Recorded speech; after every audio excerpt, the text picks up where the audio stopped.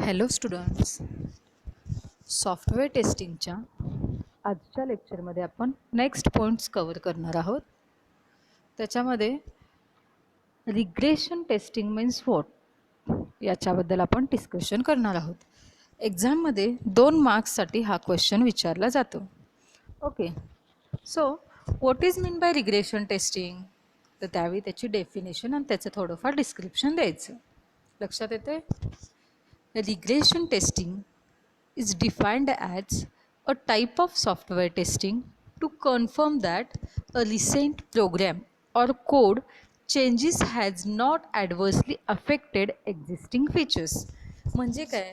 Suppose आपण एखादं software बनवत असताना त्याच्यामध्ये काही चेंजेस करायचे असतील. ओके, आपलं ऑलरेडी डेव्हलपमेंट कंप्लीट झालेलं आहे आणि त्या कोडमध्ये जर आपल्याला पुन्हा न्यूली चेंजेस काही करायचे असतील तर ते चेंजेस केल्यानंतर त्याचा जे काही रिमेनिंग फीचर्स असतील, त्या सॉफ्टवेअरचे जे काही फंक्शन्स असतील त्याच्यावर तर कोणता इफेक्ट झालेला नाही ना, हे टेस्ट करणे, that is nothing but regression testing. Okay, this testing is done to make sure that new code changes should not have side effects on the existing functionalities. म्हणजेच काय, रिग्रेशन टेस्टिंग काय करतं? Assurance देतं, surety बघतं. काय check करतं?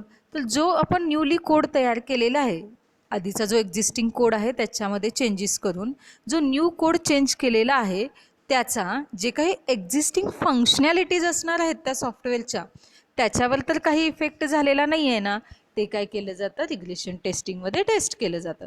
Okay, suppose एखादं आपण software बनवले किंवा ॲप्लिकेशन बनवले, त्याच्यामध्ये आपण एक एक्स्ट्रा काय केलं? मेनू ॲड केला.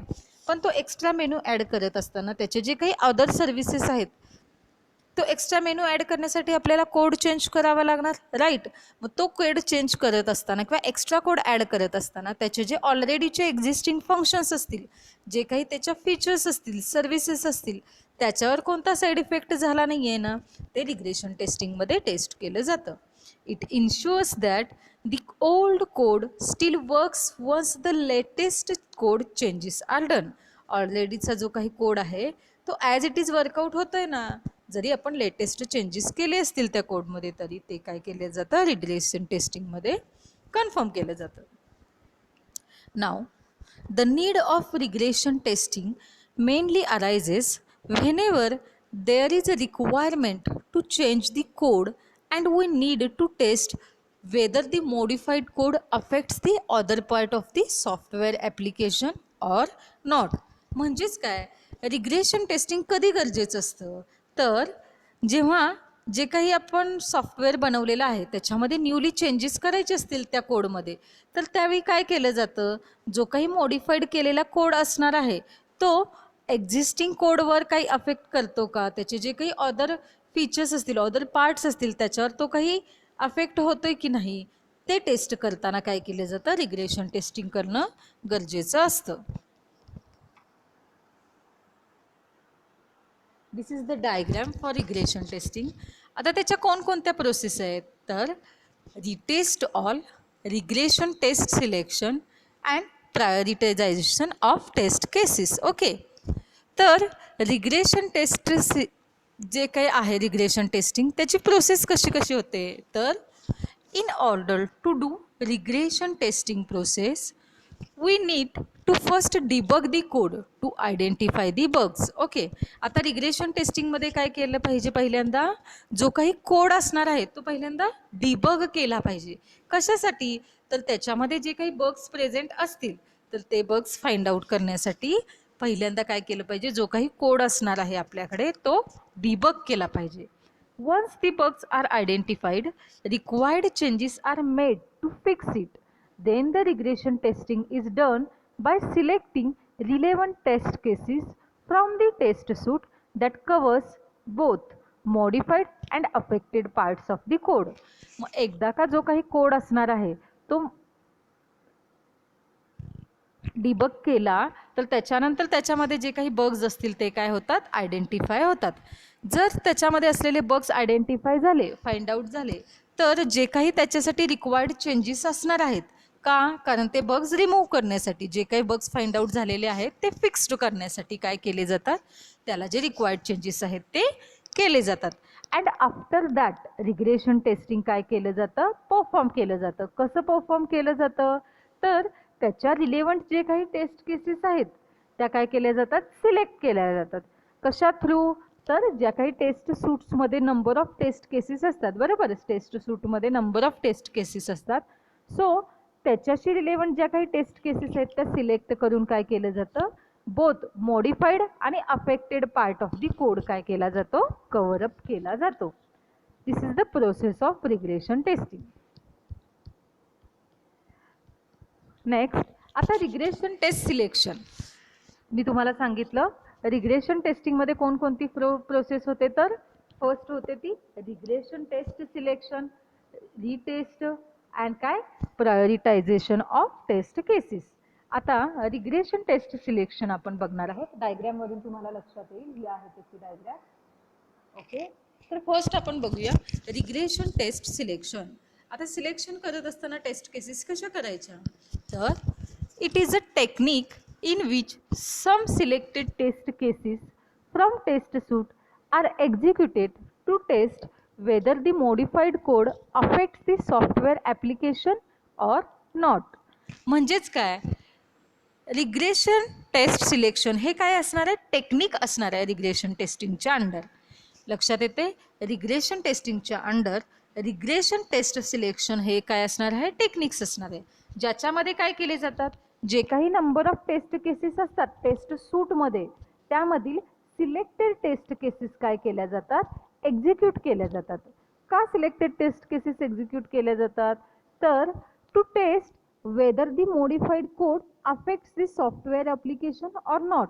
जे काही मॉडिफाईड केलेला कोड आहे तो त्या सॉफ्टवेअर ॲप्लिकेशनला अफेक्टेड होतो की नाही, त्याच्यावर कोणता साईड इफेक्ट असू दे किंवा काय असेल, ते काय नेमकं एक्झॅक्टली झालंय ते काय करण्यासाठी, फाइंड आउट करण्यासाठी काय केले जातात, सिलेक्टेड टेस्ट केसेस एक्झिक्यूट केले जातात. Now test cases are categorised into two parts. आता ज्या काही आपण टेस्ट केसेस सिलेक्ट करतो टेस्ट सूटमध्ये, ज्या काही नंबर ऑफ टेस्ट केसेस असतात त्यातील काही टेस्ट केसेस आपण सिलेक्ट करतो. ओके, तर त्या टेस्ट केसेस काय झाले, ते पुन्हा कॅटेगराइज झाले टू पार्ट्समध्ये. लक्षात घ्या, ते पुन्हा काय झालेत, कॅटेगराइज झालेले आहेत. तर फर्स्ट असणार आहे reusable test cases and second काय असणार आहे, ॲब्सोल्यूट टेस्ट केसेस. आता रियुजेबल टेस्ट केसेस ह्या नावावरूनच तुम्हाला लक्षात येईल, अशा टेस्ट केसेस ज्या काय करतात, which can be used in further regression cycle. नंतर रिग्रेशन सायकलमध्ये पण काय केल्या जातात, त्या पुन्हा यूज केल्या जातात. अशा टेस्ट केसेसना रियुजेबल टेस्ट केसेस म्हणतात. आणि ज्या पुन्हा यूज केल्या जाऊ शकत नाहीत, which can not be used in succeed cycles, त्यांना काय म्हटलं जातं, ऑब्सोल्यूट टेस्ट केसेस. लक्षात येते, regression test selection means what. Okay, next असणार आहे प्रायोरिटायझेशन ऑफ टेस्ट केसेस. हे कशावर डिपेंड असणार आहे, त्याच्या नावावरूनच तुम्हाला लक्षात येईल, प्रायोरिटीवर डिपेंड असणार आहे. So prioritize the test cases depends on business impact and critical and frequently used functionalities. आता हे काही प्रायोरिटीज असणार आहेत त्या टेस्ट केसेसच्या, त्या कशावर डिपेंड असणार आहेत, तर which depends on business impact. ते कशावर डिपेंड असणार आहे, बिझनेस इम्पॅक्ट प्लस जे काही critical and frequently used functionalities असणार आहेत ना, त्याच्यावर डिपेंड असणार आहेत. लक्षात येते. So selection of test cases based on priority will greatly reduce the regression test suites. त्यामुळे जे काही आपण टेस्ट केसेसचं सिलेक्शन करतो ते कशावर बेस्ड असणार आहे, तर प्रायोरिटीवर. त्यामुळं काय होतं, जे काही रिग्रेशन टेस्ट सूट्स आहे ते काय होतं, रिड्यूस होतं. लक्षात येतंय. नेक्स्ट टेक्निक असणार आहे रिटेस्ट ऑल. आता रिटेस्ट ऑलमध्ये काय होणार, जे काही टेस्ट केसेस असणार आहेत त्या काय केल्या जातात, पुन्हा टेस्ट केल्या जातात. That is nothing but retest all. Okay, so retest all is one of the method of regression testing in which all the tests in the existing test bucket or suite should be re-executed. ह्याच्यामध्ये काय केलं जातं माहिती आहे का, जे काही existing taste बकेटमध्ये ज्या काही नंबर ऑफ टेस्ट असतील ऑलरेडी, त्या काय केल्या जातात, एक्झिक्यूट केले जातात. त्यामुळे होतं काय, ते काय होतं, एक्सपेन्सिव्ह होतं. का, कारण त्याला जो लागणारा रिक्वायर्ड टाईम असणार आहे प्लस रिसोर्सेस ते काय असणार आहेत, मॅक्झिमम लार्ज नंबर ऑफ असणार आहेत. So this is very expensive as it requires huge time and resources. लक्षात येत आहे. नेक्स्ट असणार आहे ॲडव्हान्टेजेस. प्रोसेस बघितली आपण रिग्रेशन टेस्टिंगची. ह्या तिन्हीबद्दल इन डिटेल्ड आपण डिस्क्रिप्शन बघितलं. Regression test selection, prioritisation of test cases and retest all. Regression test सिलेक्शनमध्ये काय केले जातात, टेस्ट सूटमध्ये ज्या काही टेस्ट केसेस असतात त्या सिलेक्ट केल्या जातात, बरोबर. प्रायोरिटायझेशन ऑफ टेस्ट केसेसमध्ये डिपेंडिंग ऑन प्रायोरिटी. आता प्रायोरिटी कशावर डिपेंड असते तुम्हाला मी सांगितलं, on business impact and critical and frequently used फंक्शनॅलिटीजवर. आणि रिटेस्ट ऑलमध्ये काय केलं जातं, जे एक्झिस्टिंग टेस्ट बकेटमध्ये किंवा सूटमध्ये ऑलरेडी नंबर ऑफ टेस्ट्स असतात त्या काय केल्या जातात, एक्झिक्यूट केले जातात. पण हे करत असताना काय होतं, त्यांना huge time and resources required असतात, त्यामुळे ते एक्सपेन्सिव्ह आहे. लक्षात येत आहे. नेक्स्ट पॉईंट आपण बघणार आहोत, ॲडव्हान्टेजेस ऑफ रिग्रेशन टेस्टिंग. तर फर्स्ट ॲडव्हान्टेज असणार आहे त्याचं, it इन्शुअर्स that existing functionality is working fine and does not affect any part of the software as well. ह्याच्यामध्ये काय केलं जातं, अश्युरन्स दिलं जातं.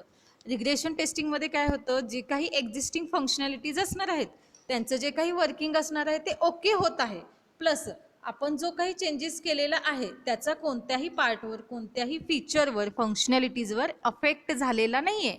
It does not affect any part of software. हे काय करतं, इन्शुअर करतं. So this is the advantage of regression testing. Next advantage असणार आहे, regression test really helps in performance optimisation. Performance ऑप्टिमायझेशनमध्ये ह्याचा युजफुल असतं regression testing. Next, it helps in improving the quality of प्रोडक्टची जी काही क्वालिटी असणार आहे ती इम्प्रूव्ह करण्यासाठी मदत करतं. It can be done using automation tools. आणि हे कसं होतं, ॲटोमेशन टूल्सचा, with the help of automation tools regression testing आपण परफॉर्म करू शकतो. लक्षात येतं आहे. नेक्स्ट असणार आहे, it does not allow doing the new changes while the regression testing is on. आता रिग्रेशन टेस्टिंग का करतात, कारण न्यूली आपण त्या कोडमध्ये चेंज केलेलं असतं, त्याचा दुसरीकडे साईड इफेक्ट होतो की नाही अदर पार्टवर ते चेक करण्यासाठी. पण जेव्हा आपण रिग्रेशन टेस्टिंग परफॉर्म करत असतो त्यावेळी त्याच्यामध्ये न्यूली चेंजेस अलाउड नसतात. लक्षात घ्या. त्याचा आणखीन एक ॲडव्हान्टेज काय, जेव्हा आपण रिग्रेशन टेस्टिंग परफॉर्म करत असतो त्यावेळी त्याच्यामध्ये न्यूली चेंजेस जे काही असणार आहेत ते काय होत नाहीत, अलाउड नसतात. So it does not allow doing the new changes while the regression testing is on. Okay. Next point असणार आहे, डिसएडव्हान्टेजेस ऑफ रिग्रेशन टेस्टिंग. कोणकोणते असतील disadvantage. The first one is, if automation tool were not being used for regression testing in the project then it would be a time consuming process. Okay. जर automation टूल्सचा वापर न करता आपण regression testing perform केलं एखाद्या प्रोजेक्टमध्ये तर काय होतं, ते टाईम कन्झ्युमिंग प्रोसेस होते. जर मॅन्युअली केलं, नेक्स्ट पॉईंट असणार आहे, manually it takes a lot of effort and time and it becomes a tedious process. Automation टूल्सचा वापर न करता जर आपण रिग्रेशन टेस्टिंग परफॉर्म केलं तर हे टाईम कन्झ्युमिंग होतं. आणि जर मॅन्युअली परफॉर्म करायचं ठरवलं तर त्याला काय लागतात, लॉट ऑफ एफर्ट्स लागतात, प्लस त्याचा टाईम लागतो, ती एक गोष्ट वेगळीच, प्लस लॉट ऑफ एफर्ट्स लागतात. त्यामुळे ही प्रोसेस काय होते, टेडियस होते. It has to be done for a small changes in the code as it can create issues in the software. हे कधी परफॉर्म करू शकतो आपण, जर त्या कोडमध्ये स्मॉल काही चेंजेस करायचे असतील तर आपण परफॉर्म करू शकतो. Okay. As the test cases become large sometimes all the test cases can not be executed because of time and budget issues.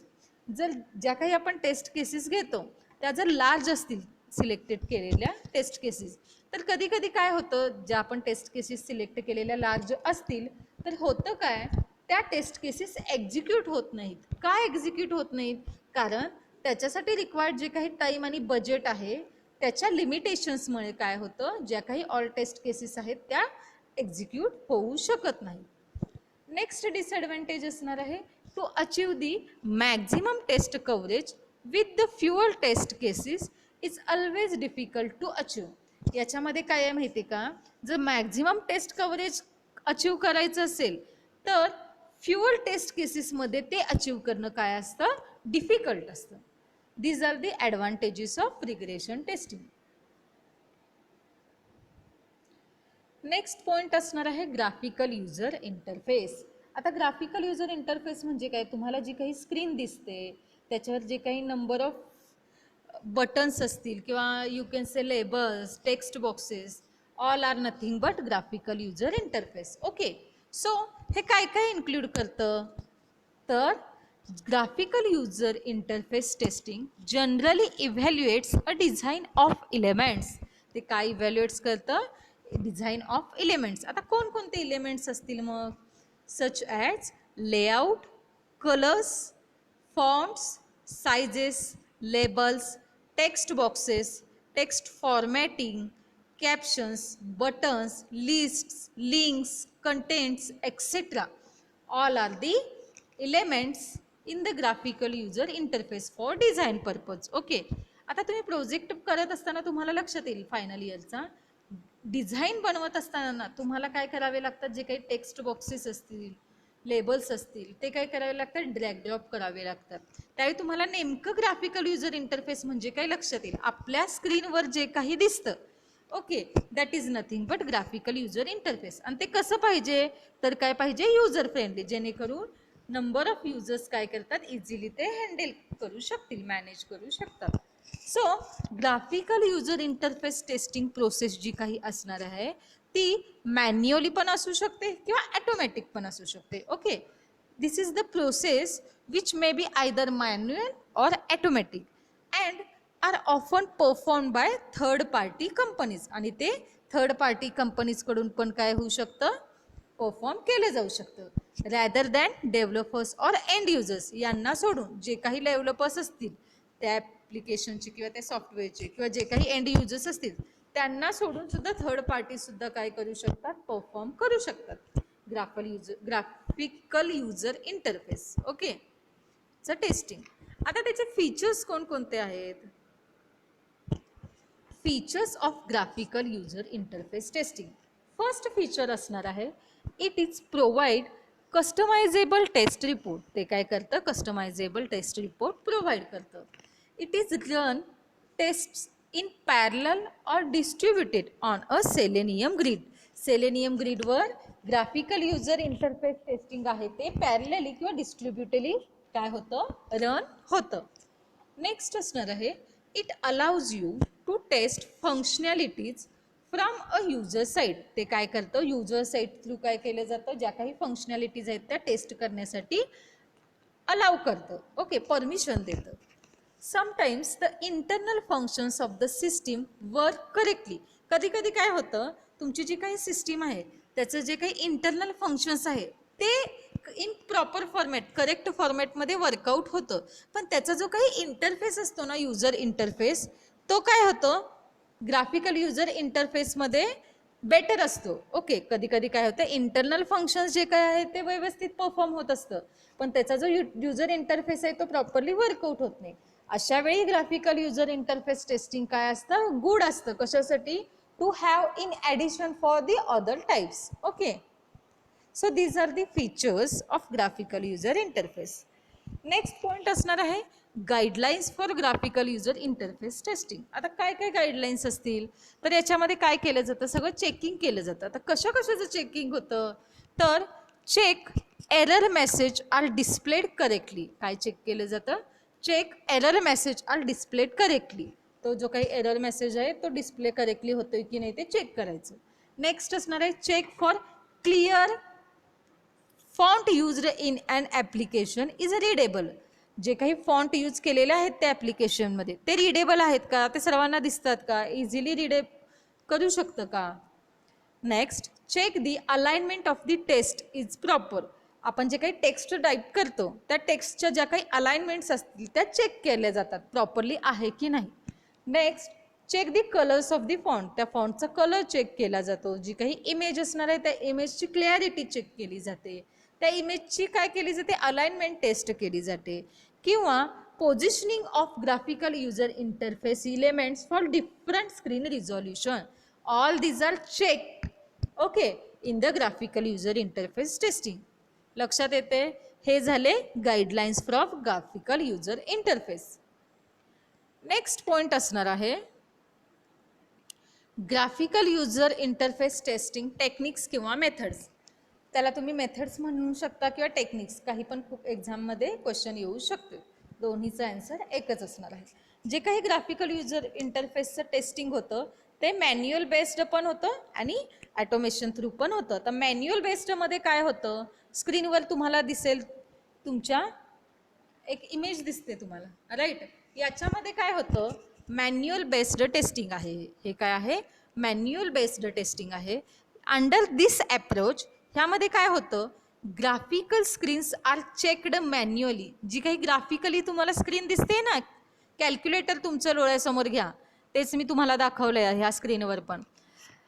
ते जे काही ग्राफिकल स्क्रीन आहे ना ते मॅन्युअली चेक केले जातं टेस्टरकडून.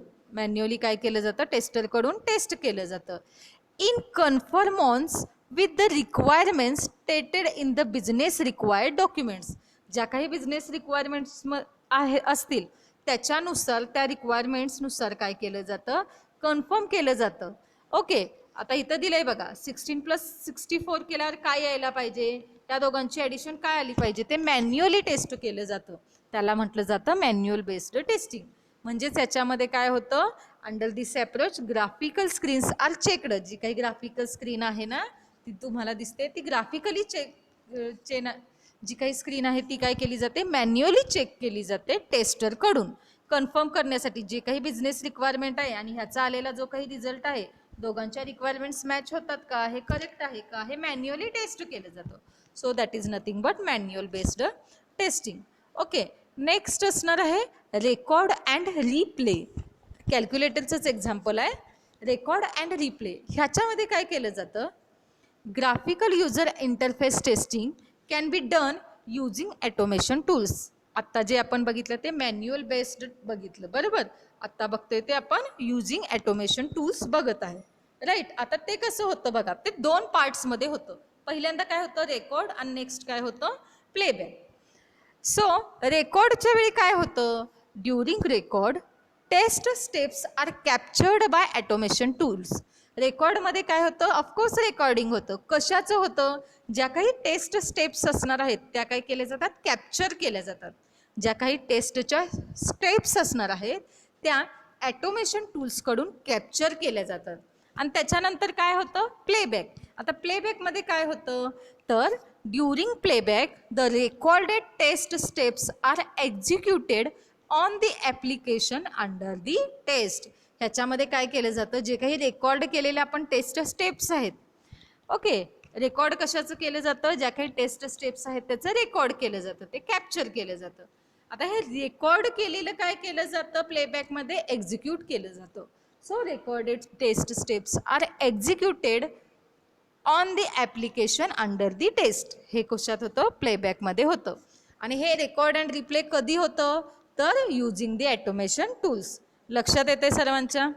अँड नेक्स्ट असणार आहे लास्ट वन, ते आहे मॉडेल बेस्ड टेस्टिंग. पहिलं झालं मॅन्युअल, दुसरं झालं रेकॉर्ड अँड रिप्ले, आणि last one is model based testing.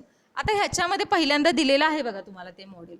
ह्याच्यावर काय होतं, a model is a graphical description of a system behaviour. त्या मॉडेलवरून तुम्हाला लक्षात येईल ग्राफिकल डिस्क्रिप्शन असतं, ते होल सिस्टीमचं जे काही बिहेवियर आहे त्याचं ग्राफिकल रिप्रेझेंटेशन असतं.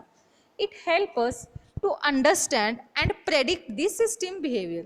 जेणेकरून तुम्हाला ते मॉडेल बघून लक्षात येतं, समजून जातं, आणि तुम्ही प्रेडिक्ट करू शकता त्या सिस्टीमचं जे काही बिहेवियर असेल ते. Okay, models help in generation of efficient test cases using the system requirements. लक्षात येत आहे, मॉडेल बेस्ड टेस्टिंगमध्ये त्या मॉडेलवरून तुम्ही काय करू शकता, जे काही प्रेडिक्शन असणार आहे त्या सिस्टीमचं बिहेवियरचं, त्या सिस्टीम कशी बिहेव होतं, काय होतं त्याने ॲक्च्युअल सिस्टीममध्ये, ते तुम्हाला इझिली अंडरस्टँड होऊ शकतं आणि तुम्ही प्रेडिक्ट करू शकता. ओके. नेक्स्ट पॉईंट असणार आहे advantages of graphical user interface testing. त्याचे कोणकोणते ॲडव्हान्टेजेस आहेत? तर फर्स्ट ॲडव्हान्टेज असणार आहे test the user interface from the user perspective. Okay. हे कसं टेस्ट केलं जातं? तर from the user perspective. Next असणार आहे efficiently reduce the number of risk towards the end of the development life cycles. ते काय करतं, जे काही नंबर ऑफ रिस्क आहेत ते काय करतं, रिड्यूस करतं. नेक्स्ट असणार आहे it helps to validate the compliance of various icons and elements with their design specification. त्याच्या डिझाईन स्पेसिफिकेशननुसार ते काय करतं, जे काही व्हेरियस आयकॉन्स असतील, इलेमेंट्स असतील ते व्हॅलिडेट करतं, व्हॅलिडेशन करतं त्यांचं. नेक्स्ट त्याचा ॲडव्हान्टेज असणार आहे ते आहे त्याची जी काही रिलायबिलिटी असणार आहे किंवा क्वालिटी ऑफ प्रोडक्ट असणार आहे ते काय करतं, इन्क्रीज करतं ग्राफिकल युजर इंटरफेस टेस्टिंगमध्ये. It increases the reliability and improve the quality of the product. लक्षात येते. And the last point is disadvantage of graphical user interface testing. त्याचं काय डिसॲडव्हान्टेज असणार आहे? तर it requires more memory resources. ते काय रिक्वायर्ड करतं? More memory resources. कशासाठी? तर ज्याच्यामुळं काय होतं, which leads the system to perform slowly. ज्याच्यामुळं काय होतं, जी काही सिस्टीमचा परफॉर्मन्स आहे तो स्लो होतो. नेक्स्ट डिसॲडव्हान्टेज असणार आहे the process of testing is time consuming and many require extra software for running graphical user interface. याच्यामध्ये काय होतं, टाईम कन्झ्युमिंग प्रोसेस असते ही. Okay. This testing is time consuming आणि ज्याच्यामुळं काय होतं, एक्स्ट्रा सॉफ्टवेअर रिक्वायर्ड होतात. कशासाठी? ग्राफिकल युजर इंटरफेस रन करण्यासाठी. आणखी काय आहे त्याचं लास्ट डिसॲडव्हान्टेज? तर it limited access or no access to the source code. ते काय करतं, सोर्स कोडला लिमिटेड ॲक्सेस देतं किंवा ॲक्सेस देतच नाही कधी कधी. कशासाठी? It makes the process of testing difficult. त्यामुळं काय होतं, जी काही प्रोसेस असणार आहे टेस्टिंगची ती काय होते, डिफिकल्ट होते. So these are the disadvantage of graphical user interface testing. म्हणजेच आजच्या लेक्चरमध्ये आपण काय काय बघितलं? Regression testing means what? Okay. त्याची प्रोसेस, त्या प्रोसेसच्या अंडर 3 टेक्निक्स बघितले. Regression test selection, prioritisation of test cases and retest all. त्याच्यानंतर आपण काय बघितलं? रिग्रेशन टेस्टिंगचे ॲडव्हान्टेज प्लस डिसॲडव्हान्टेज. याच्यावर कदाचित 4 मार्क्ससाठी सुद्धा क्वेश्चन विचारला जातो. त्यावेळी रिग्रेशन टेस्टिंगची डेफिनेशन, ॲडव्हान्टेज, डिसॲडव्हान्टेज आणि त्याचे जे काही 3 टेक्निक्स असतील त्या 3 टेक्निक्सबद्दल थोडंफार लिहायचं. नेक्स्ट आपण लेक्चरमध्ये बघितलं ग्राफिकल युजर इंटरफेस म्हणजे काय. ओके. त्याचे फीचर्स, गाईडलाईन्स प्लस त्याचे जे काही टेक्निक्स आहेत 3. कोणकोणते टेक्निक्स आहेत? Manual based testing, record and replay and the last one is model based testing. Next बघितलं आपण त्याचं advantages of graphical user interface testing आणि लास्ट पॉईंट बघितला disadvantages of graphical user interface testing. इथं आपला 2nd चॅप्टर कंप्लीट होतो. Okay. Thank you.